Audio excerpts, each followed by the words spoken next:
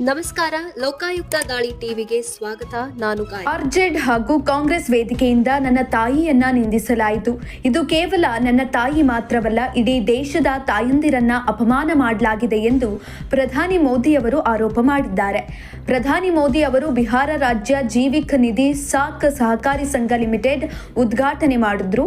ಬಳಿಕ ಕಾರ್ಯಕ್ರಮವನ್ನು ಉದ್ದೇಶಿಸಿ ಮಾತನಾಡಿದ ಪ್ರಧಾನಿ ಮೋದಿ, ನನ್ನ ತಾಯಿ ದೇಶ ಸೇವೆ ಮಾಡು ಎಂದು ಆಶೀರ್ವಾದ ಮಾಡಿದ್ದಾಳೆ. ಪ್ರತಿ ತಾಯಿ ತನ್ನ ಮಗ ತನ್ನ ಸೇವೆ ಮಾಡಲಿ ಎಂದು ಬಯಸುತ್ತಾಳೆ. ಅದರಂತೆ ದೇಶದ ತಾಯಂದಿರ ಸೇವೆ ಮಾಡು ಎಂದು ನನ್ನ ತಾಯಿ ಕಿವಿಮಾತು ಹೇಳಿದ್ದಳು. ಈಗ ನನ್ನ ತಾಯಿ ನನ್ನ ಜೊತೆ ಇಲ್ಲ, ನಮ್ಮನ್ನ ಬಿಟ್ಟು ಹೋಗಿದ್ದಾರೆ. ಆದರೆ ಆರ್ಜೆಡ್ ಕಾಂಗ್ರೆಸ್ ವೇದಿಕೆಯಲ್ಲಿ ನನ್ನ ತಾಯಿಯನ್ನ ನಿಂದಿಸಲಾಯಿತು. ಇದು ತುಂಬಾ ಕಷ್ಟ, ದುಃಖ ಕೊಡುತ್ತದೆ ಎಂದು ಹೇಳಿದ್ದಾರೆ. ತಾಯಿ ಎಂದರೆ ನಮ್ಮ ಸಂಸಾರ, ಪ್ರಪಂಚ. ತಾಯಿ ನಮ್ಮ ಸ್ವಾಭಿಮಾನ, ಆತ್ಮಗೌರವ ಆಗಿರುತ್ತಾಳೆ. ಸಮೃದ್ಧವಾದ ಸಂಸ್ಕೃತಿ ಹೊಂದಿರುವ ಬಿಹಾರದಲ್ಲಿ ಕೆಲವು ದಿನಗಳ ಹಿಂದೆ ನಡೆದಂಥದ್ದನ್ನ ನಾನು ಯಾವತ್ತೂ ಕೂಡ ಕಲ್ಪನೆ ಕೂಡ ಮಾಡಿರಲಿಲ್ಲ. ಬಿಹಾರದ ಯಾವೊಬ್ಬ ತಾಯಿ ತಂಗಿಯರಿಗೆ, ದೇಶದ ಜನರಿಗೆ ಈ ಕಲ್ಪನೆ ಬಂದಿರಲಿಲ್ಲ.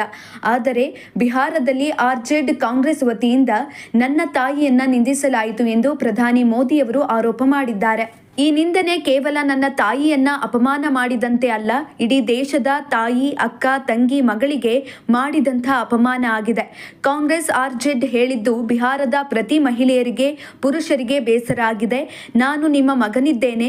ಇಷ್ಟೊಂದು ತಾಯಂದಿರು, ಸಹೋದರಿಯರು ನಮ್ಮ ಮುಂದೆ ಇದ್ದಾರೆ. ಇವತ್ತು ನನ್ನ ಮನಸ್ಸು, ನನ್ನ ದುಃಖವನ್ನ ನಿಮ್ಮ ಮುಂದೆ ಹೇಳಿದ್ದೇನೆ. ಇದಕ್ಕೆ ತಾಯಂದಿರ ಆಶೀರ್ವಾದ ಬೇಕು ಅಂತ ಪ್ರಧಾನಿ ಮೋದಿ ಹೇಳಿದ್ದಾರೆ.